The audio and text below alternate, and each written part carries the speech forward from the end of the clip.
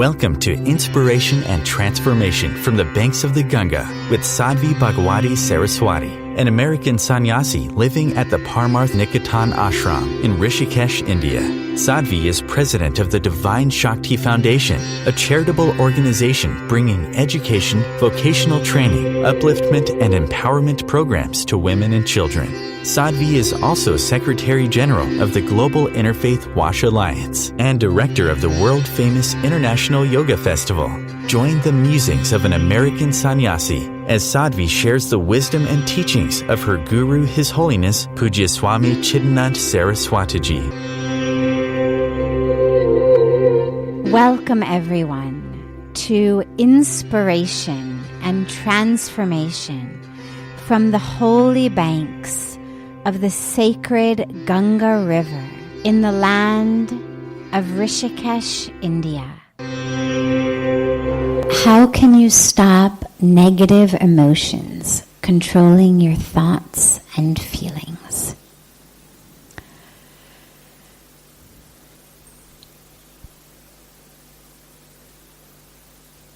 The brain functions in a series of habits. We'd like to think that every thought we had, that every emotion we had was brand new and fresh and alive and due only to that moment. But it's not.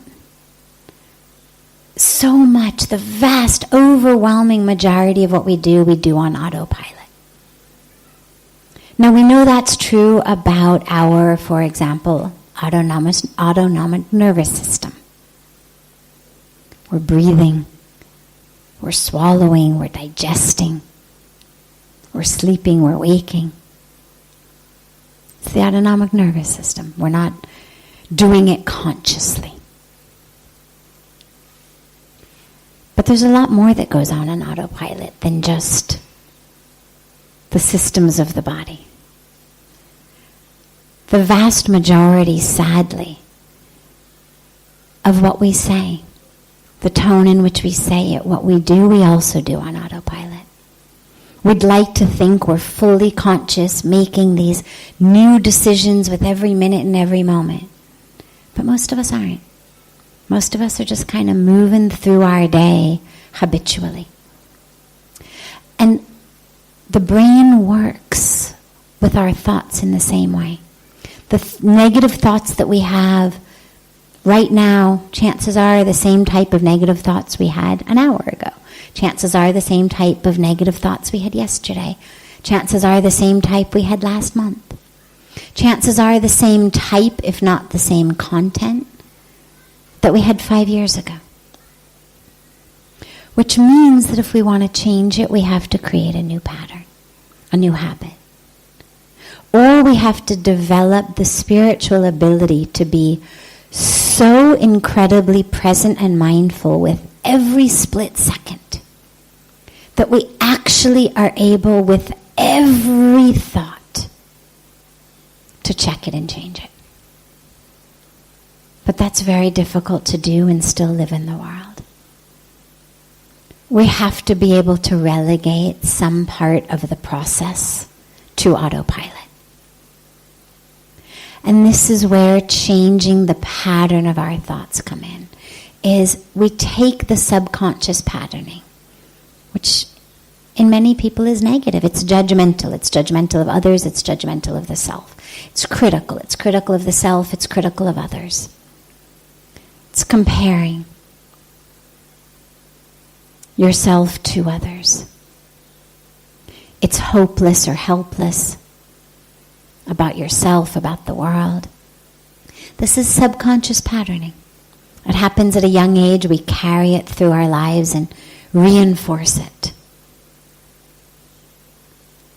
And the only way to change it is to substitute it with a different patterning.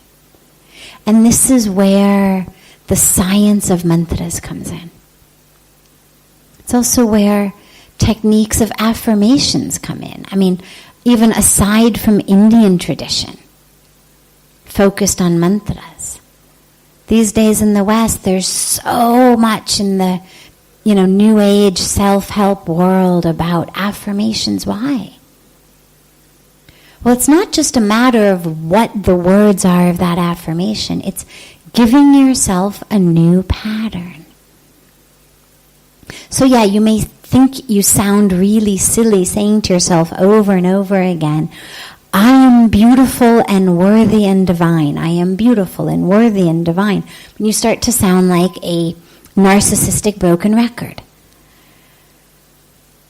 But what it's doing on a very deep subconscious level is giving the brain a new habit.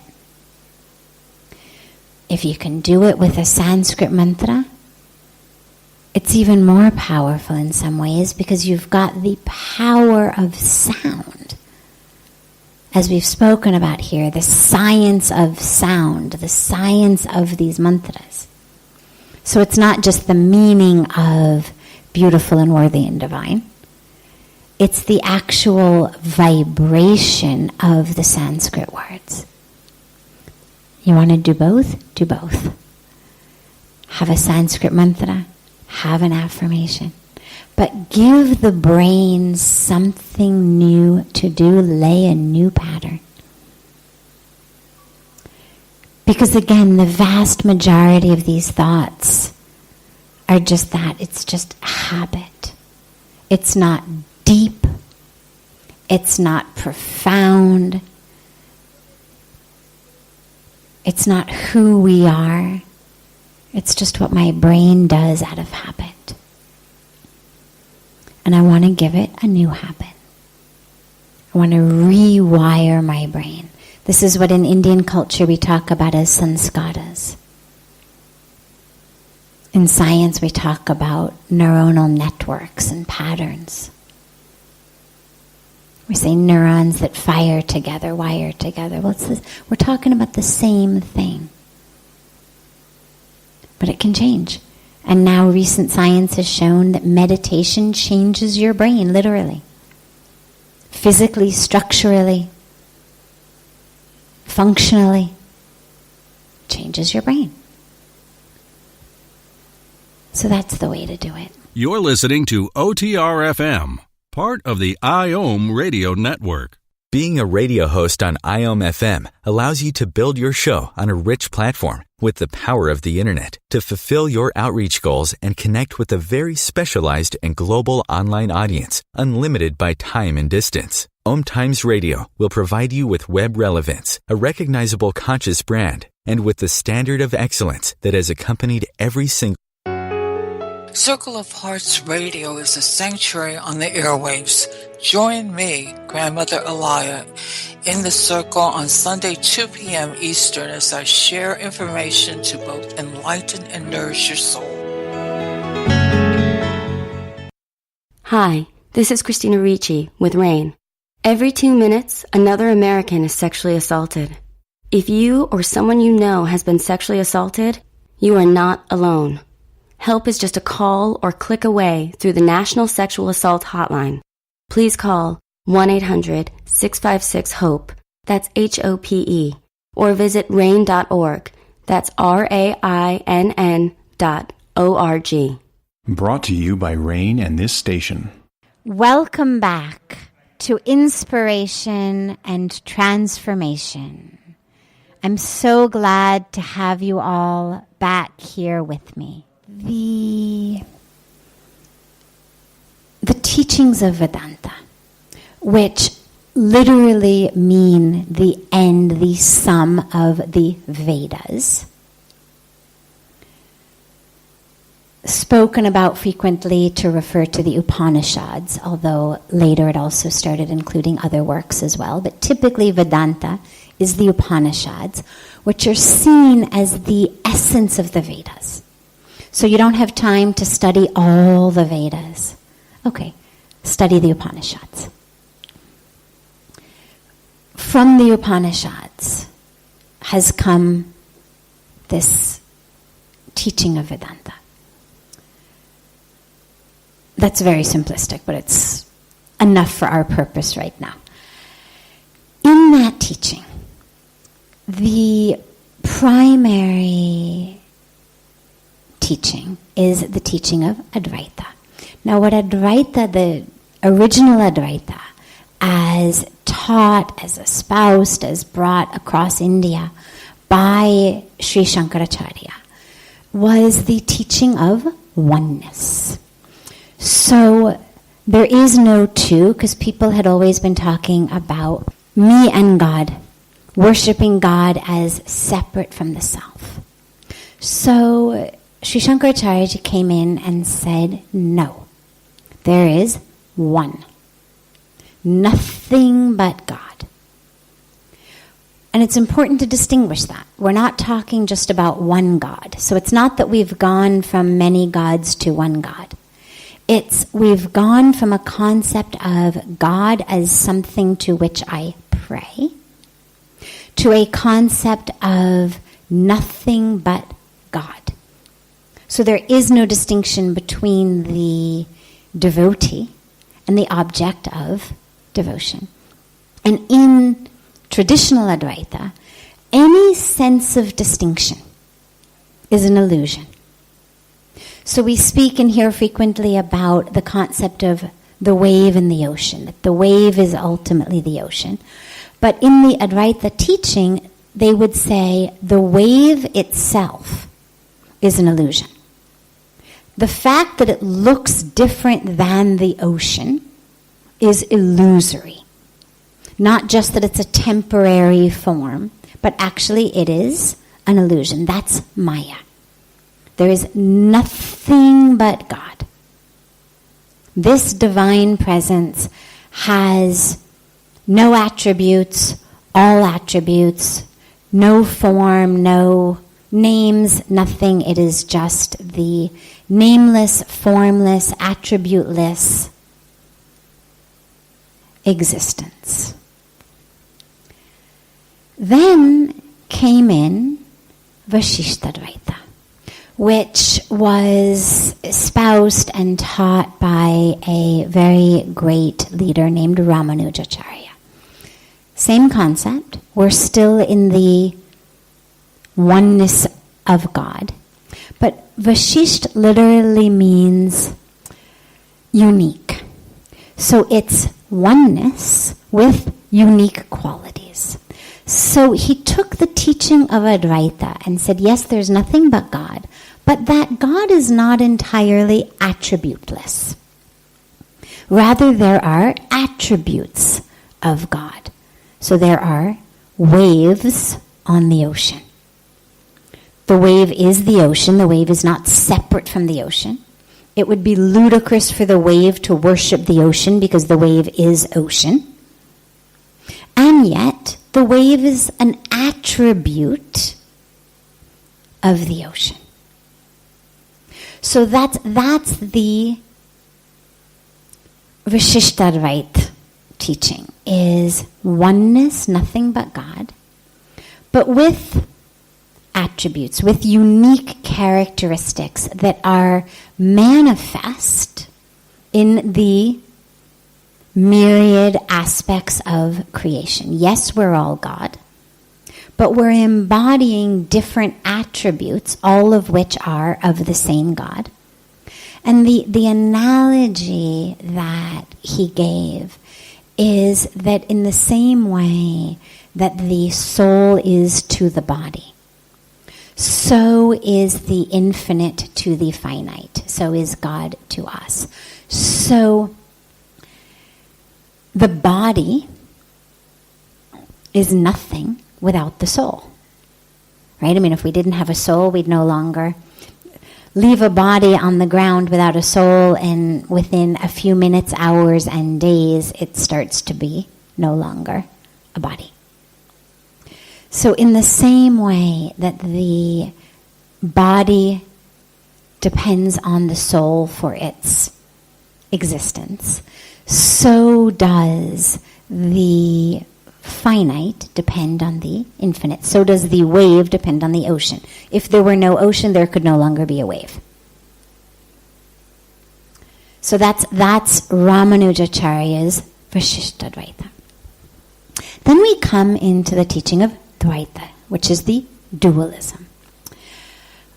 One other aspect, though, of the Vishishtadvaita is that he said it was, and this is why I like it serving sort of as a bridge in between the two. He said that the way of knowing this truth, because of course neither of them was saying, oh, just read my books and learn what I'm saying. The emphasis is always, always, always on learn the knowledge inside, experience it. It must be yours, it must be your truth. It's not about read the books, learn the terms, pass the exam. It's about know it and live it. But where Sri Shankaracharya had emphasized Gyan Yoga, the yoga of knowledge, as the way of knowing this nothing but Godness, Ramanujacharya had emphasized bhakti, devotion. So through devotion, we would come to understand the divine, not separate from us, of which we are an attribute. But I would discover that through devotion to God. Then we come into Dvaita, or dualism, rooted also in devotion. But devotion of a separateness. Now, it's very important to qualify that all of the dualists are all aware that at the fundamental level, it's all God. But with bhakti, with devotion, what there is an awareness that says, it is so beautiful. Yeah, I know I'm one with God. But it's so beautiful to love God, to worship Krishna with attributes that are different than mine. To be the lover of the beloved. And to have this thing called love between us. That's beautiful. And so the dualist path, the Dvaita path, is a path rooted in the love of God by the devotee. I'm sorry? Yeah, we're going into even more specific lineages that I'm not going to go into here, but yes, there's many different paths within the dualist tradition. There's many different paths, different ways of loving God, which we won't go into. But it's rooted in short in the concept of the lover and the beloved as being separate. That yes, we've been created by God. God, of course, is also in me. But the God that is out there is different. And that's why I'm able to love. It's not love of myself. It's not love of my soul. It's love of a distinct divine being. The love of whom brings me that state of liberation, that state of moksha, that state of samadhi. So it's a different way of attaining. And again, it's important, I'll end here, is whatever path we choose. Of these three, of a different one. Is, because of course when we're talking about the yogic path, we have Jnana Yoga, we have Bhakti Yoga that we've talked about. We also have Karma Yoga, path of service. Whatever way we use, doesn't matter. What matters is we connect.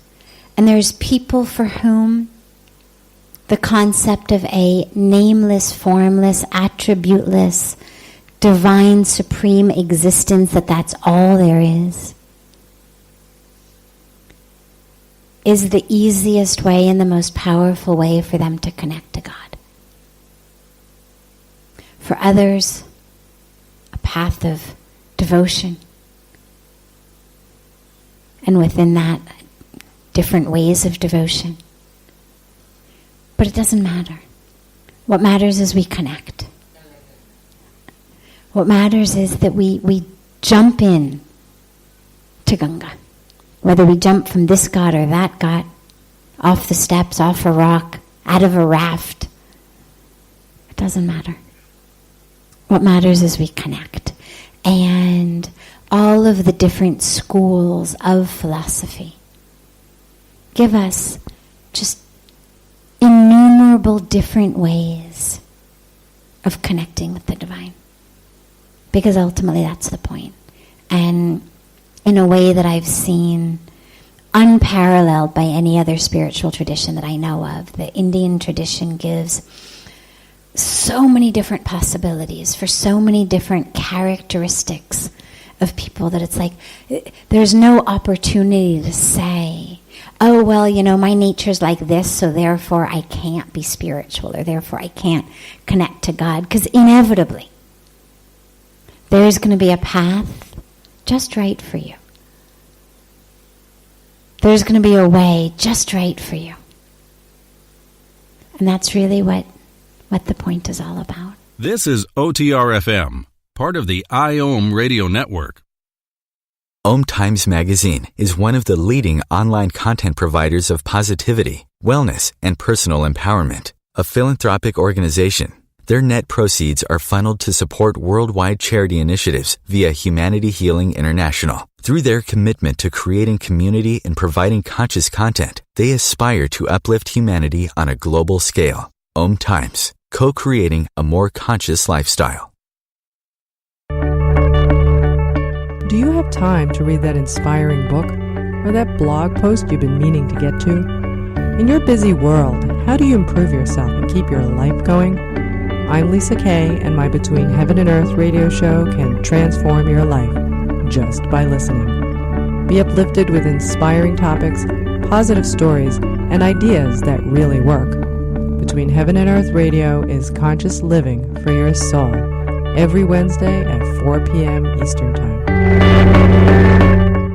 Like Baldwin with People for the Ethical Treatment of Animals. I grew up loving circuses and other traveling animal shows, but it never occurred to me what life might be like for the animals. Training wild animals to do things they don't understand takes force. Routine discipline with a hook or whip with the heel of a boot shows the animal exactly who's the boss. Don't patronize animal acts. Please contact People for the Ethical Treatment of Animals. 757-622-PETA. Welcome back.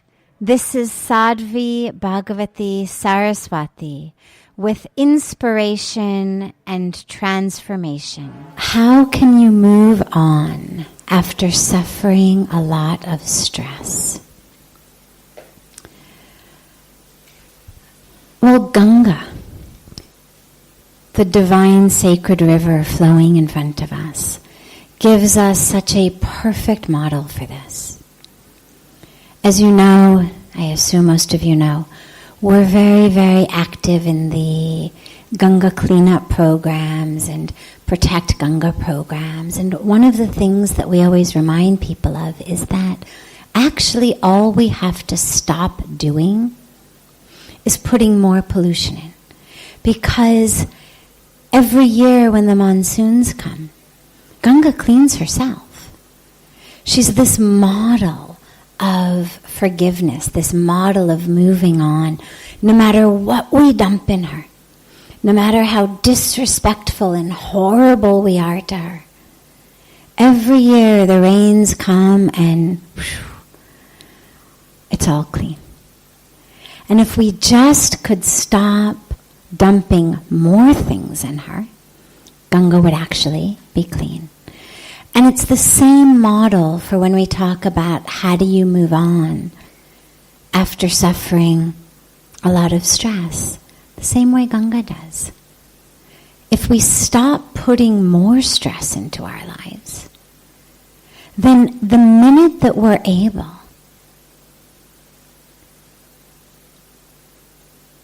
to have a deep breath, the minute we're able to connect, the minute that monsoon rain is able to happen in our lives,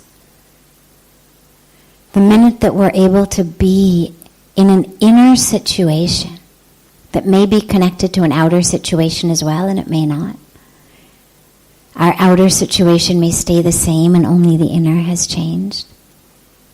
But we have that experience of the flow The flow of that new river, the flow of that new life, the flow of that awareness, the flow of love, the flow of connection. It's what we get when we meditate. It's what we get, many of us, in the arati. It's what we get by the grace of a guru. It's what we get when we experience love. And the minute that that happens, it literally, like Ganga, washes all the junk away. It's just important not to redump it. So don't hold on to that which has happened before. Oh my God, that was so stressful. How am I going to move on? Well, the sheer fact that the stress was in the past tense, that I say that was so stressful, means it's over. Whether it's from 5 minutes ago or 5 years ago or 50 years ago. In all cases, it's in the past. And we look at Ganga, whether you dumped something in her 5 minutes ago or 5 years ago or 50 years ago, it is gone from this moment. From where I am, it's gone. If it was only 5 minutes ago, it's somewhere closer to me downstream, but it's not here. It's not in my experience of Ganga. And in the same way in our lives, when something has happened, the question is, how can I, allowing it to flow, so that in this moment I'm able to be new? Sure, there are things that happen that we have to respond to and deal with and address and solve and whatnot. But that's logistic. From a spiritual perspective, it's about how can I be new in this moment? Okay, that happened.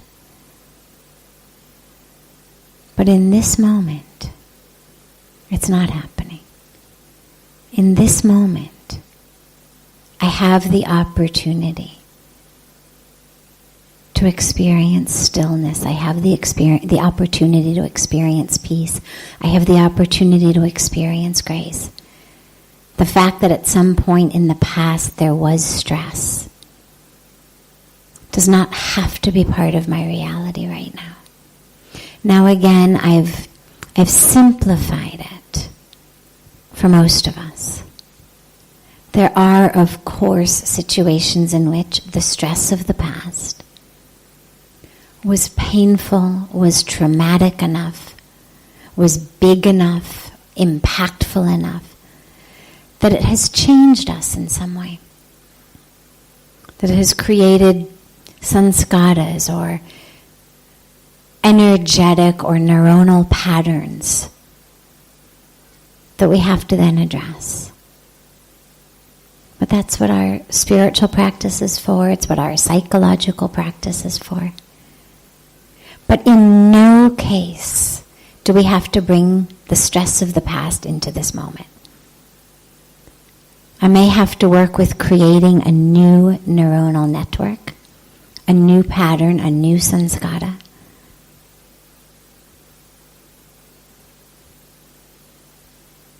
But what's most important is not to bring that stress into this moment. And I have the power to do that because it isn't here. And if I find it here, it's because I have grabbed it out of the past and brought it here.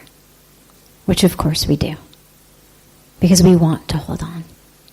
But that's a different question, a different situation. For this one, remember it's of the past. Remind yourself that the present moment does not have that stress. That regardless of how bad the past was, it is not happening in this moment. And I have the opportunity, the invitation, to live in this moment, not in that one. And again, yeah, I may have to deal with some things from that moment, psychologically, logistically, but I don't have to live in it. My life should be in this moment. And a lot of the the beautiful rituals that we're able to do, whether it's yagna, whether it's offering something to Ganga, whatever it is, forgiveness, is literally the equivalent of the monsoon season coming. That cleans it all out of us. And then with our spiritual practice, with our dedication, with our commitment, with our vows, we don't bring that back into our life. So that the river of our life can flow freely and cleanly and purely within us. This is OTR-FM, part of the IOM radio network. OMTimes magazine is one of the leading online content providers of positivity, wellness, and personal empowerment. A philanthropic organization, their net proceeds are funneled to support worldwide charity initiatives via Humanity Healing International. Through their commitment to creating community and providing conscious content, they aspire to uplift humanity on a global scale. OMTimes, co-creating a more conscious lifestyle. Do you have time to read that inspiring book or that blog post you've been meaning to get to? In your busy world, how do you improve yourself and keep your life going?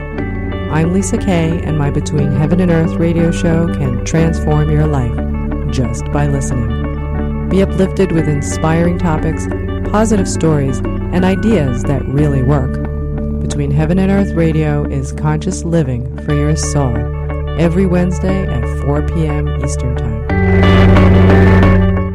Like Baldwin with People for the Ethical Treatment of Animals. I grew up loving circuses and other traveling animal shows, but it never occurred to me what life might be like for the animals. Training wild animals to do things they don't understand takes force. Routine discipline with a hook or whip with the heel of a boot shows the animal exactly who's the boss.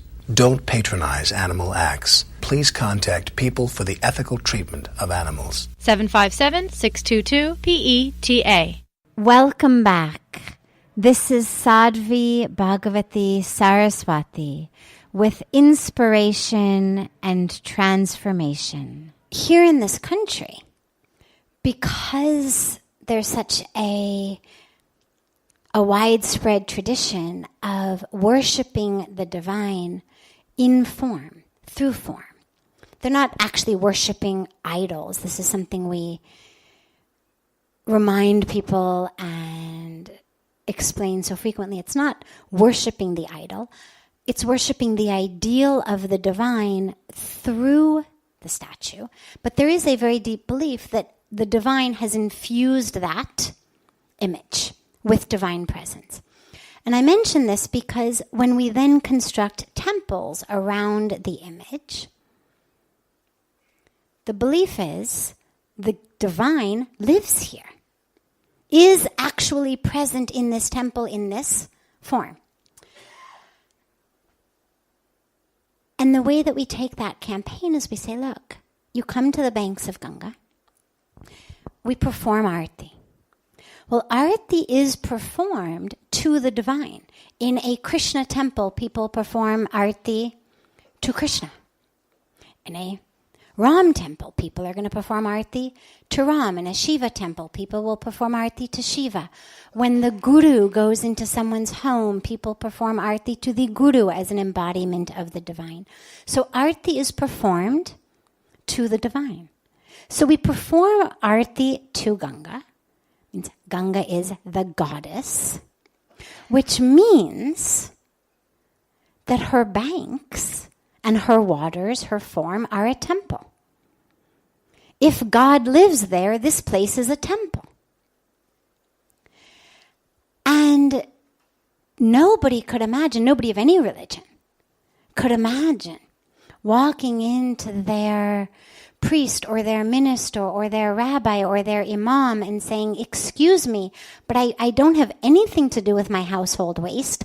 I have no place to put it. Would you mind if I brought it here and just kind of dumped it on the floor? We couldn't conceive of even asking the question, let alone actually doing it. No one would say, God, I'm looking for a place to hook up my household sewage to. Would you mind if I just ran a pipe and it just, came right here into the temple, into the church, into the mosque? into the good water. The concept is sacrilege. And so helping people understand. Because see, the mom analogy, that's just my physical mom. People would say, well, that's just because that's my mom in her body. But Ganga's the goddess. Ganga's the divine mom. So she's not subject necessarily to the rules that one would think apply to a physical person. Ganga doesn't get sick. Ganga doesn't need a hand across the street. Ganga, But when you talk about a temple, then suddenly everybody gets it. If we are worshiping Ganga in any way, we're offering flowers, we're offering prayer, we're offering light. Well, we do that to the divine. And everyone agrees, yeah, Ganga's the goddess. Well, if she's the goddess, it means that this whole form, whether there's 4 walls or not 4 walls, this is a temple. And this has actually been a campaign that has worked very, very well. This is what Pujya Swamiji did here on our God. When he first got here in 1969, there were no ghats on the banks of Ganga. It was nothing but rocks. And every morning people would go to the banks of Ganga to go to the toilet. And it disturbed him deeply, deeply from the beginning. And so he started a variety of different awareness campaigns, education campaigns. Population was nothing at that point, so it wasn't like a massive community issue. It was more for him an aesthetic issue and a deeply spiritual issue of, this is our mother. How can you poop in her? He then built toilets, attached bathrooms in all of the rooms in the ashram, which itself was a revolution. People thought that was just the grossest thing they could imagine. How can you possibly put a toilet where you sleep? Literally. And this is not 100 years ago. This is 30 years ago. Mid-80s. 1980s, not 1880s. I mean, those of us from abroad, you think, right, 1880s you mean, right? No, 1980s. People couldn't imagine. When he came in, there were not attached bathrooms in the rooms. People could not imagine having an attached bathroom. This is gross. We'll go outside. It's pure. It's beautiful. On the banks of Ganga, it feels so clean and fresh. So he then tried a new campaign, which was to begin the Ganga Arti, which served 2 purposes. One, of course, was to revitalize the devotion that people have for Ganga, to gather them every evening together in prayer, and the very simple awareness that no one is going to poop in the morning where they pray in the evening. That by reminding people this is a temple, literally, bring them here to pray, perform the yagna ceremony, the fire, perform the arti. This is now a temple. And he then covered it with marble. And the open defecation just stopped. Not because people wouldn't defecate on marble, but because this was now a temple. We come here to pray in the evening. And so the campaign actually has been very, very successful. And now you'll see up and down the banks of Ganga, all of the ashrams have built these ghats. He encouraged all of the ashrams, build ghats, marble it over. It's beautiful. People love it. They can sit more comfortably on the banks of Ganga. They can meditate. He's encouraged everybody start arti. When we first started, we were the only one. For years, we were the only one. Now, over the last few years, if you look up and down Ganga while arti is going on, you'll see, up there's one. Up there's another one. Down there's another one. And sometimes people say to him, well, don't you mind that these other people have also started arti? And he always says, this is what I've been trying to convince people to do for decades. when we have arti up and down the banks of Ganga, everyone will remember this is a temple. And when everyone remembers it's a temple, we don't need to put up signs that say don't defecate here. Because it doesn't matter how badly you have to go, nobody in any city of the world, no matter how desperate they are, and no matter how badly they're looking for a bathroom and can't find one, is going to walk into their nearest temple or church or a mosque and squat down and go to the toilet. Form and content, okay, we don't throw our trash in Ganga. Whether it's because I recognize the content as divine and therefore the place is a temple, or whether because I recognize that people depend on the form and therefore to protect them, I'm not going to dump my trash. But as you so rightly mentioned, we have this third dimension, and into that third dimension comes our much deeper existence. Because if you look at what it is that is removing Ganga, it's us. It's us. It's development, as you say. It's choices. It's us saying, for example, we want to farm in a chemical-heavy way, in a non-organic way. We want to farm crops that are not right for this area because this is what's lucrative.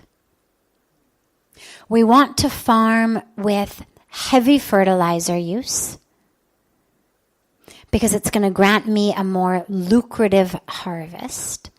And therefore, we are going to divert a larger amount of the water from our river into our farms. There's a finite amount of water. Either she's running in the riverbeds or she's irrigating our fields.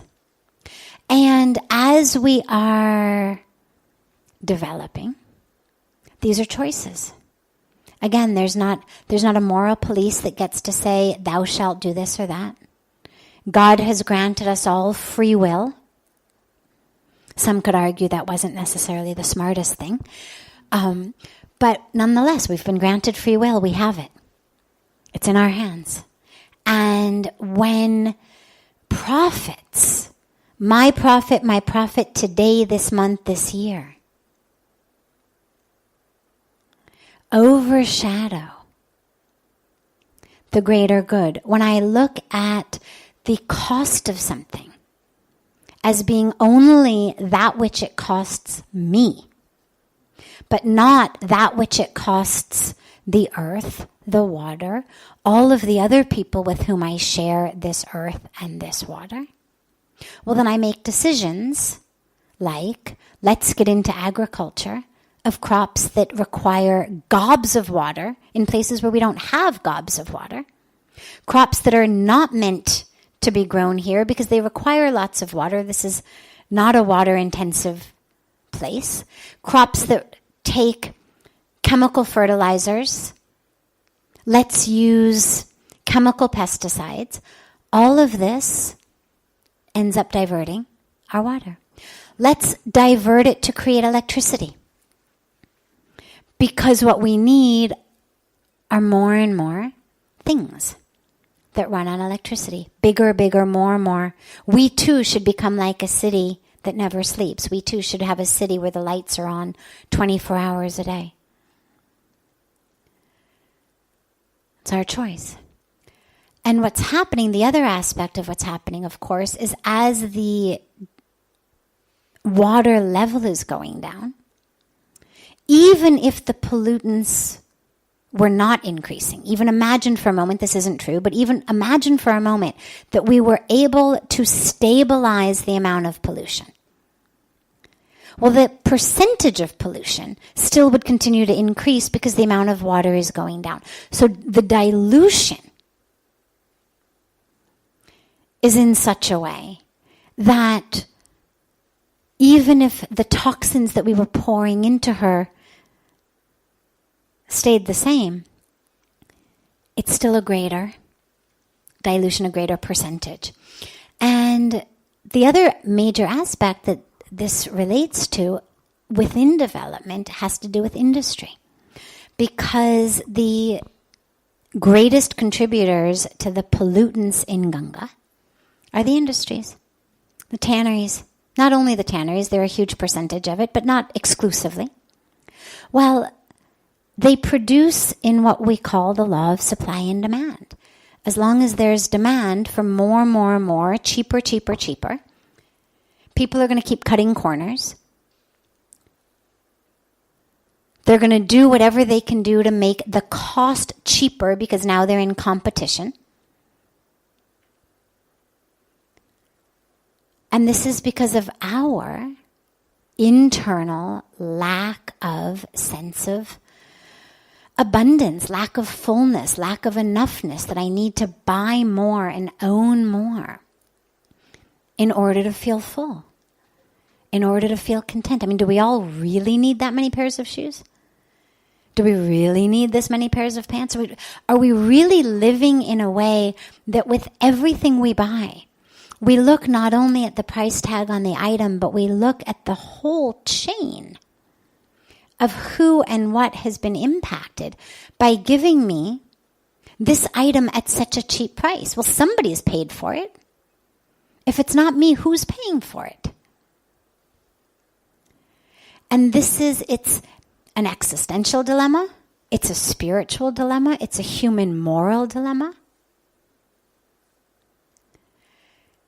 Because as long as I'm looking for more, cheaper, that's the demand. And yeah, we can blame the courts for not passing stricter laws, but the truth is the laws are there.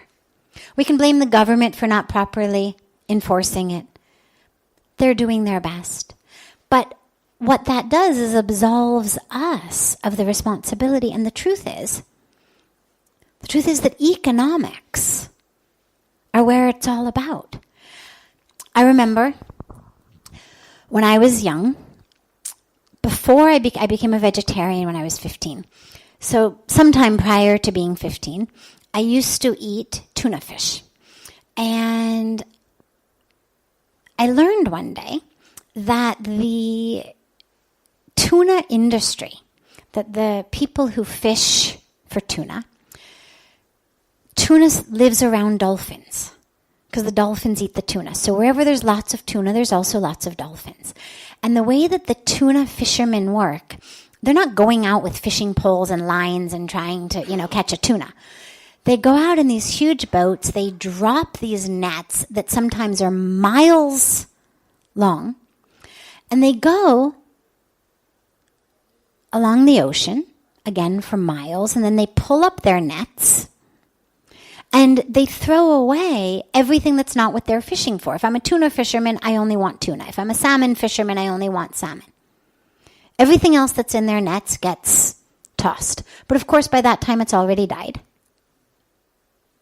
And the amount of dolphins who die in tuna fishermen's nets is phenomenal. But I share the story because, so I was maybe, 10, 11, 12, whatever I was. And I learned this, and what I was told was, you can buy, Greenpeace, I think it was, ran a huge campaign, dolphin safe tuna. So they weren't saying don't eat tuna, they weren't trying to turn everybody vegetarian, but on cans of tuna fish, there would be a little logo with a picture of a dolphin that said dolphin safe tuna. As in, no dolphins have been killed in catching this tuna. And everybody would only buy dolphin-safe tuna. And the industry literally had to change. Similar campaign happened when Coors Beer wouldn't pull out of apartheid South Africa.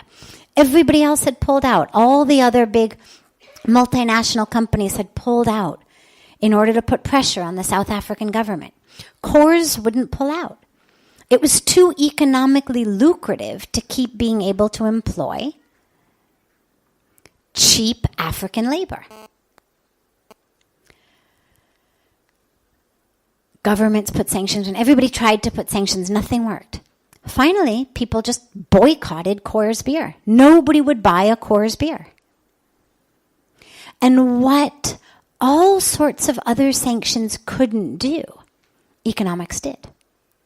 And I share these two examples because we, the consumer, we have the power. If we created a situation where we said, okay, we're not saying don't buy leather. We're not, again, as I said, the moral police. But could you have Ganga safe leather? Could you have a certification whereby those industries who produced leather without one drop of waste going into Ganga or into the groundwater got some sort of a stamp? And then a nationwide campaign went out that we would only buy Ganga safe leather?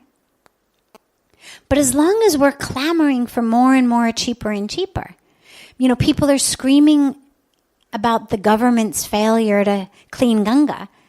And then they go out and everybody wants leather car seats and leather handbags and leather shoes and leather belts. And it's like we're shooting ourselves in the foot. We're literally going out and with our rupees supporting the very industry that we're over here picketing against. And so what it gives us is the opportunity to really realize, wow, I've got the opportunity to make a difference. Can I start demanding organic food? Can I insist that my local grocer carries organic food? Am I prepared to pay an extra few rupees for organic food until it becomes mainstream? Can I think 10 times before I decide I need a new mobile? Or a new anything? Is the old one still good? Am I buying it because I really need it? Or am I buying it because I'm bored or I'm depressed or I'm frustrated? Am I buying it to fill a hole in my heart that it's not going to be able to fill anyway? Because if I am, I lose anyway. And then Ganga loses. And everybody loses. And this is really where you could say spirituality and activism come together.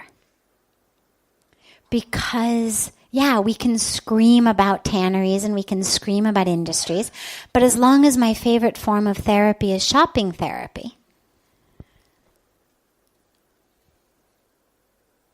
I'm creating more problems than I'm solving.